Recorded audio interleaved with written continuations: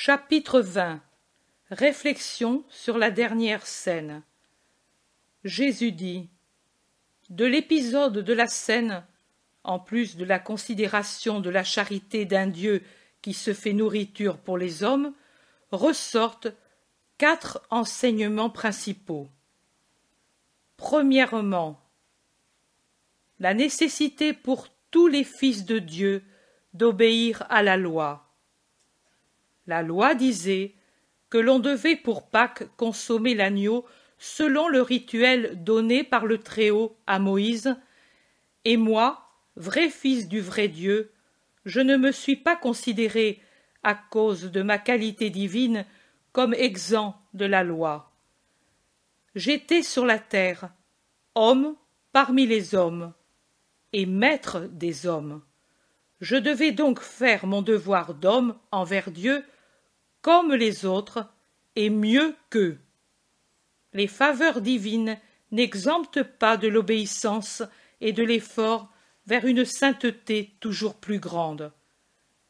Si vous comparez la sainteté la plus élevée à la perfection divine, vous la trouvez toujours pleine de défauts, et par conséquent obligée de s'efforcer elle-même de les éliminer et de rejoindre un degré de perfection autant que possible semblable à celui de Dieu.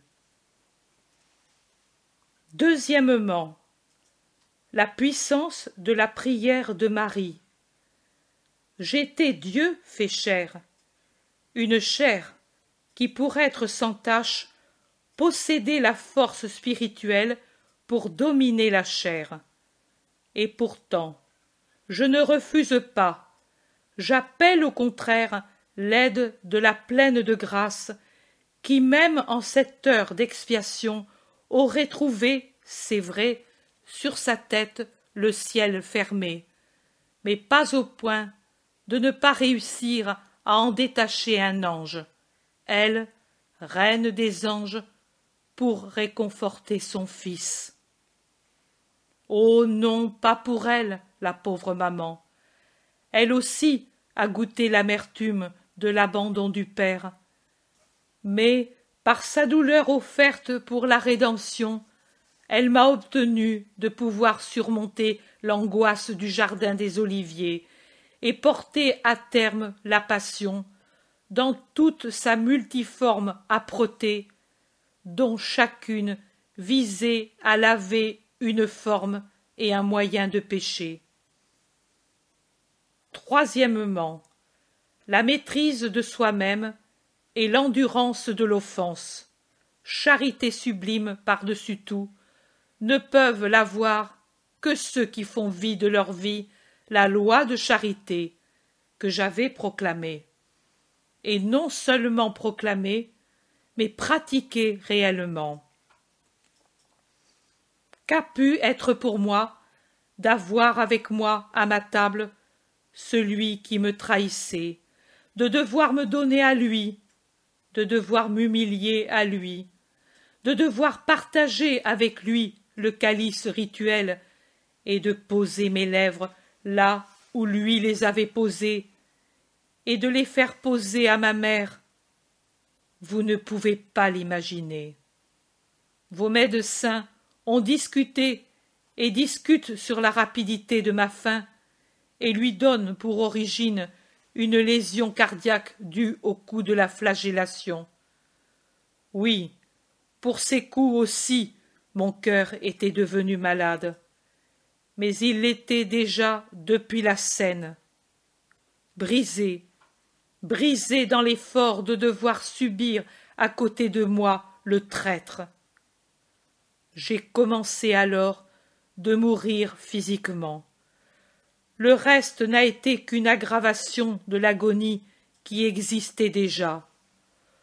Tout ce que j'ai pu faire, je l'ai fait, car je n'étais qu'un avec la charité. Même à l'heure où le Dieu charité s'éloignait de moi, j'ai su être charité, car dans mes 33 années, j'avais vécu de charité. On ne peut arriver à une perfection telle que celle qui demande de pardonner et de supporter celui qui nous offense, si on n'a pas l'habitude de la charité. Moi, je l'avais, et j'ai pu pardonner et supporter ce chef-d'œuvre d'offenseur que fut Judas. Quatrièmement, le sacrement opère d'autant plus que l'on est digne de le recevoir.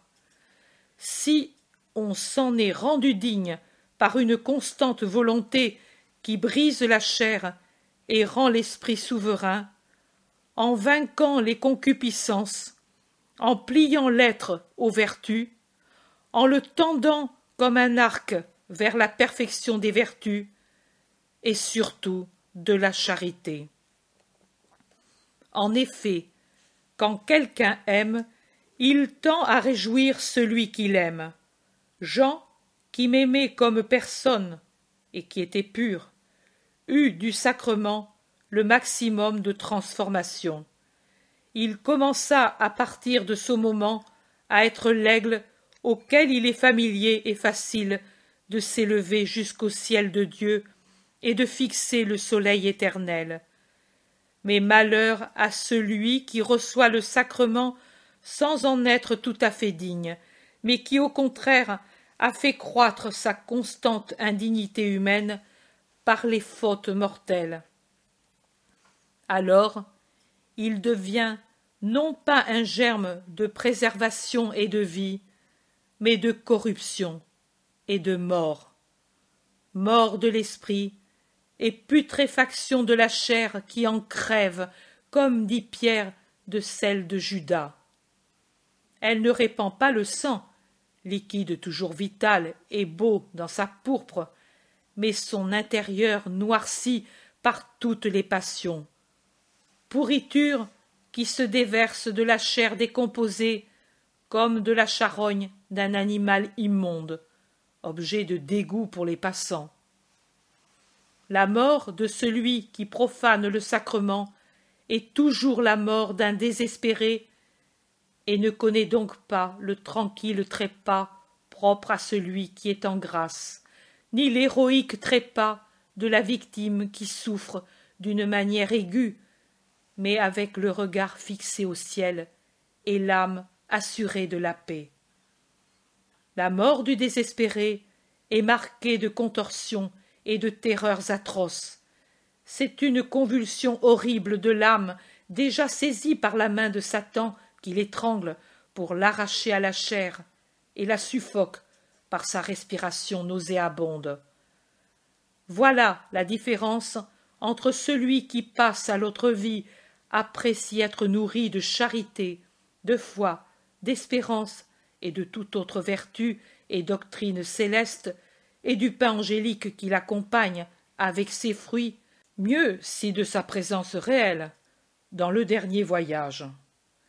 Et celui qui trépasse, après une vie de brute, avec une mort de brute, que la grâce et le sacrement ne réconfortent pas. La première, c'est la fin sereine du saint, auquel la mort ouvre le royaume éternel. La seconde, c'est la chute effrayante du damné qui se sent précipité dans la mort éternelle et connaît en un instant ce qu'il a voulu perdre sans pouvoir désormais y porter remède. Pour l'un, c'est l'enrichissement, pour l'autre, le dépouillement. Pour l'un, la joie, pour l'autre, la terreur. Voilà ce que vous vous donnez selon votre foi et votre amour, ou votre incroyance et le mépris de mon don. C'est l'enseignement de cette contemplation.